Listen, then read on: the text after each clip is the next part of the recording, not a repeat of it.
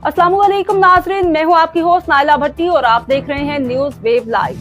शामिल करते हैं आज की अहम खबर शामिल करते हैं न्यूज व्यू लाइव के नुमाइंदा के मुताबिक शेख रशीद बिजली का बिल ज्यादा आने पर तिल मिला गए। हुकूमत सिर्फ अपने केस खत्म करने आई है, ये बानी पीटीआई को अभी बाहर नहीं आने देंगे। सरबराह अवामी मुस्लिम लीग के सरबराह शेख रशीद बिजली का बिल ज्यादा आने पर तिल मिला गए।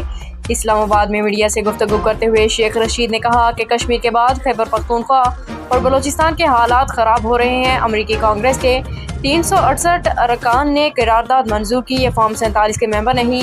चीन के वजीर इस्लामाबाद में तकरीर करके गए, कौम इस पर भी सोचे। साबिक वजीर ने कहा कि अगले महीने के आखिर तक नवाज शरीफ भी अपना बयानिया बदल देंगे।